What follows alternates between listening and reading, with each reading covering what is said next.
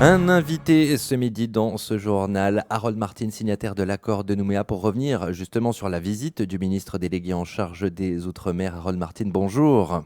Bonjour. Et pour vous interroger, Elisabeth Noir. Merci d'avoir accepté notre invitation pour revenir effectivement sur cette visite de Jean-François Carenco. Une visite qui soulève un certain nombre de questions, d'interrogations, voire même d'inquiétudes chez certains. Alors vous avez rencontré le ministre jeudi, vous allez nous aider à y voir un peu plus clair, alors que Jean-François Carenco a annoncé à la fin de ce voyage, avant de partir, que tout le monde avait accepté d'aller à Paris et que ce serait sans doute dès le mois d'octobre, très prochainement donc. Vous, qu'est-ce que vous retenez de cette visite? Et d'abord, c'est un déplacement qui a été attendu. Cette visite, elle avait été retardée, hein. Oui, je crois que ce qu'il faut bien comprendre, c'est que c'est l'organisation de M. Macron pour la Calédonie. M. Macron, on peut raconter tout ce qu'on veut sur lui, mais il a des idées claires sur la Calédonie. Il n'a jamais varié. C'est ce que je lui reconnais. Vous savez, en 2017, je n'ai pas voté pour lui, ni au premier, ni au deuxième. Ça n'a pas été le cas cette fois-ci. Alors, monsieur Macron, il prend en compte les éléments. Donc, il nomme à l'outre-mer, eh bien, Carenco, parce que Carenco est un préfet de gauche, bien connu, socialiste, il ne s'en cache pas. Il a toujours été. C'est sa marque de fabrique. Il a un intérêt pour les Antilles, parce que vous savez, là-bas, il s'en passe, hein, aux Antilles, à La Réunion, etc. En Guyane, n'en parlons pas, enfin bon. Et puis, pour la Calédonie, ben, il connaît mal l'histoire calédonienne, au bout du compte, parce qu'il est venu ici 4 ans, ensuite il a fait toute autre chose. Mais il connaît bien les indépendantistes, parce que eux, c'est toujours les mêmes depuis 30 ans, ou même un peu plus d'ailleurs, hein, un peu plus que 30 ans. Donc il les connaît bien. Donc c'est l'homme pour le dialogue, voilà. Et puis donc, pour pas qu'on le prenne mal, nous, Calédoniens, c'est dire la place qu'on a au sein de la République et du cœur du président de la République, ben, c'est qu'il nomme Sonia Backès à Beauvau, secrétaire d'État à Beauvau, ce qui est exceptionnel. Mais elle ne s'occupe pas de la Calédonie. Non, mais nous, on a bien compris. Voilà, on a bien compris. Donc le cadre est tracé, mais ensuite, qui s'occupe de la Calédonie, du dossier calédonien, c'est-à-dire de trouver les voies et moyens de l'avenir? Ça, c'est le ministre de l'Intérieur. Ça veut dire quoi? Ça veut dire le président de la République. On connaît leur proximité, hein, voilà. Voilà. Moi, je trouve que l'organisation, elle est très bien pour répondre à la question du moment. Voilà, c'est très bien. Voilà. Mais alors, Jean-François Carenco, vous l'avez rencontré, mais vous le connaissiez déjà. Oui. Vous dites, il connaît pas bien la Calédonie, ou il la connaît bien, il connaissait la Calédonie il y a 30 ans, il connaissait les interlocuteurs d'il y a 30 ans. Ceux d'aujourd'hui, il les a découverts un peu. Alors, quand on n'est pas un spécialiste de la politique comme vous, Elisabeth, c'est vrai qu'on ne comprend pas bien ce qu'il a fait, Jean-François Carenco, parce que quand il est passé notamment à une de ses premières, il a dit un certain nombre de choses qui étaient d'ailleurs pas tout à fait alignées par rapport à ce qu'il avait dit s'il avait dit avec vous, mais vous c'était le matin, à une de ses premières c'était le soir, vous savez, dans la journée, il s'en passe des choses, hein, bon, voilà. Mais il faut pas lui en vouloir. Je connais bien Carenco, puisque j'ai travaillé avec lui vraiment de proche avec lui pendant 4 ans, mais ensuite j'ai continué à voir Carenco, parce qu'il a toujours été utile à la Calédonie.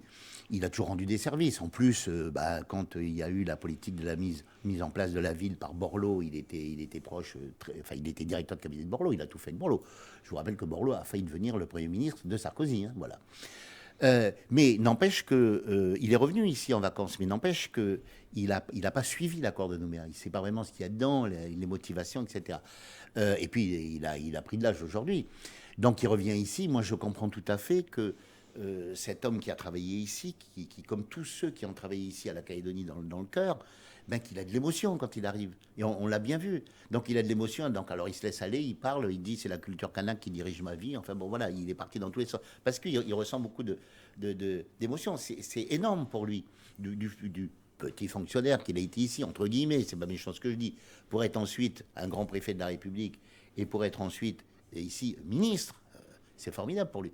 Et donc, son émotion l'a envahi, si je puis dire. On l'a ressenti tout au long de sa visite. Mais il ne faut pas se tromper. Il n'est pas responsable, lui, de la discussion finale. C'est pas lui, je l'ai dit, je viens de le dire. C'est pas lui, c'est le ministre de l'Intérieur et le président de la République. Et puis surtout, lui, il est venu dans une mission claire.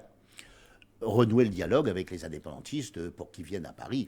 Alors après, ce qui ne va pas, c'est que tout le monde se mêle de ça. Et alors, tous ceux qui ne savent pas, ils ont une idée sur la question. Et puis ils en rajoutent, et puis etc. Et nos élus, les notes, les loyalistes, moi je leur reproche, effectivement, reproche entre guillemets, hein, c'est pas méchant ce que je dis, mais de s'être préoccupé de ça, ça les concerne pas. Il est venu pour les indépendantistes, il n'y avait pas à s'en mêler, il fallait le laisser faire, voilà. Mais Moi, alors, quand je l'ai vu, je ne vais pas parler de ça. Je lui ai dit, qu'on avait gagné. Je vais bien expliquer ce que ça veut dire. On a gagné et maintenant ce qu'il faut faire. Voilà. On va y revenir, mais donc dans Oui. un premier temps, il avait une mission précise, il l'a dit d'ailleurs plusieurs fois, hein, Oui. renouer les fils du dialogue, Oui, préparer oui. l'après-accord Oui, de, oui. hein, l'accord de mai à l'après-référendum. Est-ce qu'il a réussi cette mission? Est-ce qu'il nous annonce qu'il va y avoir un comité des signataires ou des partenaires le mois prochain à Paris? Ça c'est vrai, il a convaincu les indépendantistes de venir. Ah ben ça, bien malin qui pourrait le dire, hein, parce que les indépendantistes, ça dépend aussi du coup de vent. Hein. Si le vent il passe à l'ouest tout d'un coup, tout change. Mais il ne faut pas se polariser là-dessus. Moi, je dis que l'essentiel, il n'est pas là. C'est pas de savoir si les indépendantistes viennent ou pas à Paris. Je vais redire très rapidement ce que j'ai déjà dit sur votre radio, mais il faut bien comprendre le sens de l'accord. Et je vois qu'aujourd'hui, c'est toujours pareil, on oublie le sens de l'accord. Le sens de l'accord, c'est quoi? Je voudrais revenir dessus parce que c'est capital. C'est qu'en 1978, Mitterrand écrit à l'UC de l'époque, qui n'était pas indépendantiste, si je suis le président de la République, je vous donnerai l'indépendance. Ah, ben, ça change les choses. Et puis nous, on n'y croyait pas à l'époque à la victoire de Mitterrand. Et puis paf, il devient président de la République. Ah, ça nous a fait un choc. Et là, on s'est rendu compte de quoi? Jacques Lafleur s'est bien rendu compte de ça, qui était déjà député. Ben, c'est que finalement, nous, on n'existait pas ici. Toutes ces vagues successives qui étaient venues de métropoles, de Tahiti, de Wallis, de la Réunion, des Antilles, des différentes régions de France pour construire ce pays, ils n'existaient pas. C'est-à-dire si la France s'en allait en donnant l'indépendance, ben nous, on suivait derrière. On n'existait pas, on n'avait pas notre place, on n'était pas reconnus. Ça, c'était très fort. C'est pour ça que Jacques Lafleur a joué de son influence à Paris pour obtenir. Et puis, souvenez-vous qu'il avait démissionné de son poste de député pour montrer qu'il n'était pas content. C'est-à-dire que lui, Jacques Lafleur, il allait jusqu'au bout du bout à chaque fois. Il faut que tout le monde ici n'oublie pas ça. Et donc, c'est comme ça que les socialistes ont organisé avec les indépendantistes le fameux Naville-les-Roches, où on devait nous reconnaître. Ça s'est terminé que les indépendantistes voulaient bien reconnaître ceux qui étaient passés par le bagne. Les victimes de l'histoire. Les victimes de l'histoire, voilà. Bon, c'était inacceptable. Mais parce que les indépendantistes, Tjibaou avait inventé un certain nombre de concepts, c'est-à-dire le droit inné actif à l'indépendance, le droit du premier occupant, etc., etc. Il avait inventé tout ça, c'est lui, hein, parce que l'UC, qui avait été 20 ans au pouvoir avant, ils n'ont jamais parlé de tout ça, ni de culture, ni etc. Bon. Et donc, c'était une façon d'avoir tous les pouvoirs, quoi, voilà, de récupérer le pouvoir que l'UC avait perdu. Et donc, tout le combat de Jacques Lafleur à l'époque et de tout ce qu'on a fait, c'était pour se faire reconnaître qu'on a un droit ici. C'est ça qu'on oublie souvent, parce que nos jeunes aujourd'hui, ils n'ont pas vécu ça, évidemment. Et donc, c'était très important de signer en 88 avec Tjibaou, parce qu'à partir du moment où Jacques Lafleur signait avec Tjibaou, eh bien, c'est qu'on commençait à avoir une reconnaissance. On commençait, nous, à exister, même si c'était au travers d'un accord qui durait que 10 ans. Mais c'est pour ça que Jacques Lafleur, en 88, a été très conciliant. Il a accepté beaucoup de choses que souvent les Calédoniens n'ont pas compris à cette époque. Mais pour qu'on soit reconnu, par la communauté internationale, c'est ça. Donc en 98, Jacques Lafleur a voulu aller plus loin, c'est-à-dire qu'il y ait une véritable compétition entre les indépendantistes et nous, avec une règle du jeu claire, parce qu'au bout du compte, ça devait être un vote incontesté, incontestable, reconnu par la communauté internationale. Avec 3 référendums. Oui, enfin au début c'était 2, ça c'est Christart qui nous a volé en cours de route, hein, mais enfin bon, voilà. Mais c'était essentiel pour qu'on ait... On avait eu un accord, certes, mais qu'on ait au bout du compte un droit, qu'on ne revienne plus jamais dessus. On ait le droit de vivre ici, dans la France, et qu'ici soit la France. Donc c'était... Et je dis ça parce que j'entends les uns et les autres, Gouin, qui a jamais rien compris de l'accord de Nouméa, il n'y était pas. Bon, c'était bien une compétition entre nous, avec une règle du jeu claire. C'est pour ça que là encore, on a accepté en 1998 des tas de choses inacceptables. Pourquoi? Parce qu'on voulait cette compétition pour arriver au bout. Alors tout ça a pris du temps. Et évidemment, le temps passe, les gens oublient. Je vois des élus aujourd'hui qui disent « Ah oui, mais l'accord de Nouméa, il n'a rien réglé. » Mais ce n'était pas pour régler quelque chose, c'était pour arriver à ce droit-là. Alors on aurait pu le régler comme l'a proposé Pierre Frogier, comme je l'ai proposé aussi. Mais les indépendantistes n'ont jamais voulu rien entendre. Pourquoi? Parce que la vérité... Il faut la dire, la vérité, c'est qu'en 1998, ils ont signé parce que Christart leur avait dit « Vous verrez, je vous obtiendrai l'indépendance ». Mais oui, mais bien sûr. Ils se sont fait avoir par Christart, donc ils peuvent s'en prendre qu'à lui, hein, pas à nous. Hein, voilà. Bon. Mais donc vous voyez, c'est... Et donc, alors, je voudrais faire une parenthèse là-dessus, parce qu'on a enfin... On a travaillé, ça nous a coûté très cher, le rééquilibrage, etc., etc. On a fait tout ça. On gagne, après 3 fois, donc on ne gagne pas par hasard, après 3 fois. On est reconnu par la communauté internationale, l'ONU, etc., et puis, on courbe les chines. Je dis qui, on courbe les chines? Nous tous, là, les loyalistes, on courbe les chines. C'est-à-dire qu'on passe la ligne, on a gagné. Vous avez vu un sportif qui gagne le marathon et puis ensuite il s'excuse d'avoir gagné, parce que c'est un peu ça notre histoire. Alors, les uns et les autres là, vont se précipiter à la radio, à la télévision, parce qu'ils veulent tous en être, ils veulent tous avoir leur nom en haut de leur signature. ils se précipitent pour dire aux indépendantistes, on va discuter, alors il faut qu'on renoue les fils du dialogue, expression consacrée. Mais ça sert à quoi de faire tout ça? Plus ils vont dire ça aux indépendantistes, plus les indépendantistes vont pas assumer leur défaite. Ils vont continuer à faire de la surenchère, bien sûr. Non mais attendez, si on bombe le torse et on dit aux indépendantistes, vous avez accepté la règle du jeu, vous êtes allé jusqu'au bout, vous avez voulu aller jusqu'au bout, et vous avez perdu, il faut assumer votre défaite. On n'est pas capable de leur dire ça. Mais pourquoi? Mais il faut au contraire bomber le torse, et je le dis à tous les Calédoniens. Moi, je suis très optimiste sur la suite. Pourquoi? Parce qu'on a ce droit aujourd'hui, ce véritable droit d'être ici dans la France. Il n'y a plus à se cacher, il n'y a plus à baisser la tête. Il faut dire aux indépendantistes, tu ne veux pas assumer le résultat, tant pis pour toi, nous on continue à avancer, parce qu'ici c'est la France. Moi je vois des tas d'inscriptions sur les murs, je ne vois jamais écrit ici c'est la France. Mais je ne vois pas écrit ça, mais pourquoi? Mais on l'a fait nous à l'époque ça. Et aujourd'hui je ne sais pas, ça n'existe plus. C'est-à-dire que nos élus, ils se font prendre dans cette espèce d'engrenage qui consiste à être gentil que celui qui a perdu. Mais attendez, celui qui gagne le Tour de France, il est gentil que celui qui a perdu. Parce que c'est bien ça l'histoire, c'est bien ça qu'il faut comprendre. Voilà. Et donc je dis... Vous avez déjà eu l'occasion de dire sur cette antenne que j'insiste là-dessus. Que vous vouliez votre trophée parce que vous aviez gagné les trois référendums. On avait gagné les trois référendums. Par exemple, imaginez si ça avait été l'indépendance, ce serait déjà l'indépendance ici, mais déjà les indépendantistes auraient organisé une grande fête. Comme le Vanuatu l'a fait, la fête de l'indépendance. Mais pourquoi on ne l'organise pas, la fête de la France, ici? Mais bien sûr. Mais on dirait qu'on a peur de dire qu'on a gagné. Mais il faut faire tout le contraire. Et je le dis aux Calédoniens, il faut arrêter de se lamenter parce qu'il y a M. Machin qui passe à la radio, il y a M. Touκoumouli qui a signé avec les indépendantistes, tout ça, on s'en fout. On a gagné. Et plus on le dira fortement, et plus on ira loin. Et donc, ça veut dire, puisqu'on a gagné, il y a un certain nombre de choses à faire. Pas de savoir si Karenko, il a fait ceci, il a fait cela, on s'en fout. C'est la suite qu'il faut mettre en œuvre. Voilà. Alors justement, la suite c'est quoi? Parce que Jean-François Carenco a quand même donc annoncé ses discussions à Paris peut-être le mois prochain, je ne sais pas si ce sera possible ou non. Faut y aller, vous allez y aller, vous y allez même si les indépendantistes n'y vont pas? Ou est-ce qu'il faut quand même des discussions entre les trois partenaires? Je vais vous expliquer, Elisabeth. On a aujourd'hui dans les mains une carte maîtresse. Alors, on a gagné, ce que je viens de dire, on a une carte maîtresse. La carte maîtresse, c'est quoi? C'est le président de la République. Il faut toujours revenir à ce que le président de la République a dit, parce que sur la Calédonie, on ne peut pas lui faire le moindre reproche, il a toujours tenu le même discours. Quand il nous reçoit à l'Élysée en 2017, après son élection, tout le comité des signataires, il nous dit quoi? Enfin, il répond, je vous l'ai dit ici, à la question de Paul Néotine qui dit c'est un accord de décolonisation, donc il faut qu'on ait bien quelque chose à la sortie, peut-être pas l'indépendance, mais en tout cas l'indépendance association. Monsieur le Président de la République, qui lui a tout compris de l'accord de Nouméa, tout compris, lui. Il le regarde dans les yeux et il lui dit, Monsieur Néotine, l'indépendance association, ça n'existe pas. Mais bien sûr, ça n'existe pas. Et ensuite, il lui dit, vous êtes dans un processus, il y aura un référendum, les Calédoniens seront consultés. S'ils décident de l'indépendance, vous pouvez compter sur moi et la République, on mettra l'indépendance tout de suite en place. Si les Calédoniens décident de rester dans la République, dans la France, alors j'en tirerai toutes les conséquences. Ben oui, je comprends bien, moi, pourquoi il a dit ça. Parce qu'il a bien compris, l'accord de Nouméa. J'en tirerai toutes les conséquences pour que la Calédonie revienne dans la République. C'est très clair, c'est notre carte maîtresse. Et vous savez, en plus, la carte maîtresse, je vais vous dire, elle brille de mille feux. Ce que les uns et les autres n'ont pas compris. Mais pourquoi elle brille de mille feux? Parce que quand il leur dit ça, les yeux dans les yeux, il n'y en a pas un qui dit quoi que ce soit. Hein. Je n'ai pas vu d'article à la sortie pour aller dire le président de la République nous a dit ceci, nous a dit cela. Non. Ensuite, il vient ici, le président de la République. Et quand il décide d'aller à Ouvéa, tout le monde lui dit qu'il ne faut pas aller à Ouvéa. Gomes, le premier, qui lui écrit des romans pour lui expliquer qu'il ne faut pas aller à Ouvéa, et le haut-commissaire de l'époque, et le truc et machin. Il négocie tout ça, lui, tout seul, depuis Paris. Il va à Ouvéa. C'est un triomphe à Ouvéa. Il est accueilli à bras ouverts. Il vient ici, il fait son fameux discours, où vous y étiez, au théâtre de Lille. Tous les indépendantistes sont là, au premier rang. Et ils applaudissent à tout rampe. Et même quand le président de la République descend de son pupitre, là, et pour aller saluer les uns les autres, tous les indépendantistes l'embrassent. J'avais même fait la réflexion à Paul Néotine. Ah, tiens, tu embrasses le président de la République. Ben voilà. Mais qui a contesté le président de la République de ses propos? Et il l'a répété à chaque référendum. À chaque référendum. Donc c'est très clair.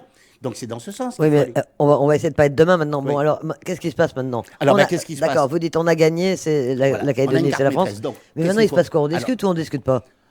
Non, la question, elle ne se pose pas comme ça. La question, c'est qu'il faut maintenant, fort des propos du président de la République, tenir le comité des signataires pour solder l'accord de Nouméa. Solder l'accord de Nouméa, ça veut dire quoi? Il faut bien l'expliquer. C'est que l'accord de Nouméa, il était transitoire. Pourquoi il était transitoire? Parce que, comment on violait un certain nombre de principes de la Constitution française, il était mis entre parenthèses au titre 13 de la Constitution. Et donc, c'était forcément limité dans le temps. C'est écrit dans la Constitution, 20 ans. Et au bout du compte, ça devait être ou l'indépendance, ou retour à la République. C'est pour ça que Macron, il dit bien, ça n'existe pas, l'indépendance association, ça n'existe pas. C'est l'un ou l'autre. On nous l'a toujours dit, les juristes l'ont toujours dit. Et donc, il y a un certain nombre de conséquences juridiques à tirer tout de suite. C'est pour ça qu'il faut ce comité des signataires. C'est-à-dire que, d'abord, la première chose à balancer, c'est la restriction du corps électoral, bien évidemment. Ça tombe sous le sens, ça tombe sous le sens. Certains sont encore en train de pérorer sur le corps électoral, mais c'est pas la peine d'en parler. Jean-François Carenco était très prudent sur la notion du corps électoral. Il connaît la loi, voilà. La Polynésie... elle a des compétences comme nous, elle a un gouvernement comme nous, elle a tout ça. C'est pas pour autant qu'il y a une restriction du corps électoral. Les Corses qui font toujours les 400 coups, ils obtiennent des tas de trucs. Par exemple, il n'y a pas de taxe sur les cigarettes en Corse, il n'y a pas de ceci, il n'y a pas de cela. Les droits sur les successions sont différents, etc. Mais pour autant, il n'y a pas de restriction du corps électoral. Voilà. C'est-à-dire qu'il faut bien comprendre ça. On revient dans une collectivité de la République. C'est-à-dire qu'il y a tout un tas comme disait le président de la République, de conséquences à tirer. Par exemple, vous en avez parlé hier dans votre radio, sur la loi de pays pour favoriser l'emploi local. Ah ben celle-là, c'est plus possible. Hein. Elle est anticonstitutionnelle tout de suite, celle-là. Et puis, etc., etc. Donc c'est tout ce travail qu'il faut faire, tout ce travail, voilà, pour revenir. Voilà. Donc c'est ça l'important. Alors, et puis il faut aussi quand même travailler sur les nouvelles institutions, ou sur l'adaptation des institutions actuelles. Avant de voir ce que tu vas faire demain, fais ce que tu as à faire aujourd'hui. Ça commence comme ça. Bon, et puis... alors, est-ce que les indépendantistes vont venir à Paris ou pas? J'ai eu l'occasion de vous le dire ici, moi je m'en fous. C'est pas le sujet. Parce qu'au comité des signataires, il n'y a pas d'histoire, d'une notion de quorum, il n'y a pas d'histoire de quorum là-bas. Donc la question, c'est que, voilà, il faut régler les problèmes juridiques liés maintenant au fait qu'on est dans la République. Et plus on le dira, mieux ça sera pour nous. Mieux ça sera. C'est pour ça que je dis aux Calédoniens, mais il faut croire en votre destin. Je suis persuadé que on va démontrer au monde entier, Elisabeth, au monde entier, que l'indépendance, c'est pas inéluctable, comme les types de gauche nous ont raconté depuis 30 ans. Ils ont toujours essayé de nous faire croire que c'était inéluctable, c'était comme ça, c'était une fatalité. Non, on va prouver le contraire. On l'a déjà bien prouvé, voilà. Donc il y a ce travail à faire, voilà. Alors, ensuite, votre question, c'est après. Bah oui. Mais oui, mais ça, c'est un travail conséquent, ça. C'est, voilà. Dans quelle institution quelles vont être les institutions de la Nouvelle-Calédonie et qui doivent être acceptées par tout le monde quand même? Eh ben, je vais vous dire, pour moi, après, ça me paraît tout simple, puisque là, effectivement, il faudra discuter avec les indépendantistes. Alors, il faudra bien qu'ils viennent s'ils veulent avoir une part du gâteau, hein, bien sûr. Je dis ça comme ça, pourquoi? Parce qu'il ne s'agit pas de mépriser les indépendantistes, certainement pas. C'est une réalité électorale. Ils ont grosso modo 35% du corps électoral, et puis 35,025 si on rajoute avec eux l'Union océanienne, quoi. Enfin, ou l'éveil océanien, bon voilà. Et donc, effectivement, ils sont à prendre en considération, évidemment. C'est pas parce qu'on a gagné qu'on va les humilier ou les mépriser, la question, c'est pas celle-là. Mais c'est chacun sa place. Et donc, moi, j'ai gagné, donc tu ne me parles pas de ton indépendance en 2025. Ou si tu fais ça, tu n'es même pas la peine que tu viennes autour de la table, tu restes sur le trottoir à beugler. Voilà. Non, mais c'est comme ça que ça se présente. Voilà. Et donc, là, il faut s'arranger. Donc, ils ont un poids dans le Nord et les îles, on l'a dit, il faut le prendre en compte. Donc, l'avenir passe par les provinces, parce que je considère bien que, dans le cadre de l'accord de Nouméa, on a fait un certain nombre de choses et on a toujours dit, c'est une roue crantée, ça ne revient pas en arrière. Par exemple, les compétences, on a transféré les compétences. Alors aujourd'hui, on voit bien qu'on n'est pas à la hauteur de toutes les compétences. Un droit civil, droit commercial, on n'est pas du tout à la hauteur. On est en train de vitrifier ce droit. Bon, la question se pose, mais n'empêche que on a pris ces engagements, donc il faut les respecter. Voilà. Les provinces, bien sûr, elles sont essentielles. Et donc, il faut remonter une organisation qui convienne aux uns aux autres à partir des provinces. Je l'ai dit ici sur votre plateau, il faut que les indépendantistes soient responsables de leur propre fiscalité, parce que vous avez vu comme moi notre ami Rocco Mitan qui vient dire à la télévision que, alors il faut des réformes et il pense à la fiscalité. Mais on parle de quoi? La fiscalité, elle est déjà énorme ici, c'est la vérité. Dans quel pays au monde où il y a 45% d'impôts sur les sociétés? 45%, mais où ça? Mais en plus, c'est pas fini, parce qu'après les 45%, il y a les droits sur les dividendes, ça monte encore jusqu'à 22%. Enfin, bon. Oui, mais justement, en attendant, les indépendantistes vont rester, enfin, détiennent la majorité, ou en tout cas la présidence des institutions jusqu'en 2024, prochaines élections provinciales, et ils vont continuer ce genre de réforme, la réforme de la fiscalité, etc. Ça crée un problème d'attractivité de la Nouvelle-Calédonie, vous le savez. Alors, et là, vous faites quoi? Vous répondez quoi? Vous proposez quoi? Alors ça, vous savez, ça me fait sourire, parce qu'une fois sur votre plateau, Sonia Baquès a dit « Ouh, je me demande s'ils sont en train de ne pas faire exprès pour faire partir les gens. » Voilà. Alors, donc depuis, tout le monde, tous ceux qui sont pour la France, ils voient toujours tout en noir. Hein, je suis désolé, donc c'est comme ça. Alors ça y est, chacun, il va de son explication. Ils vont nous bombarder d'impôts, telle est l'expression, pour qu'on parte, pour qu'on soit lessivé, etc. Je ne crois pas à tout ça, je ne crois pas à tout ça. Pour une raison très simple. Si les indépendantistes, alors qu'ils sont minoritaires dans le pays, abusent de leur situation au Congrès et au gouvernement à notre encontre, Ben, vous savez, c'est très simple. Hein. C'est très très simple. Moi, je me pose aucune question. Vous voulez nous asphyxier fiscalement? Ben, on ne va plus payer nos impôts. On va les verser sur un compte de l'État. Et puis ensuite, si ça va pas, c'est très simple aussi. On l'a déjà vécu dans notre histoire. Puisque ça ne va pas, puisqu'ils ne veulent pas fonctionner, etc., eh ben, c'est l'administration directe. Mais évidemment, c'est l'administration directe. On l'a déjà eu, c'est pas compliqué du tout. Qu'on a connu en 89, avant la mise en place des provinces. Qu'est-ce que je vois? Resterait par exemple les 3 provinces. Il n'y a plus de gouvernement et il n'y a personne qui va pleurer. Hein. Et puis le Congrès est maintenu pour voter un certain nombre de textes. Voilà. Bon, c'est-à-dire que c'est l'État qui redevient exécutif. Donc c'est-à-dire qu'on va redonner à l'État la patate chaude de nos dettes diverses et multiples. On ne va pas pleurer non plus. Enfin voilà, il y a des tas de solutions. Il faut que les Calédoniens se disent on a gagné le droit à rester ici définitivement dans la France. Voilà. Vous avez dit tout ça, Jean-François Carenco? Je lui ai dit pire que ça. Mais je le connais bien. Mais sur l'attractivité, parce que ça c'est une idée de Carenco, je le dis, il dit il faut que la Calédonie soit attractive, et donc il y a la loi justement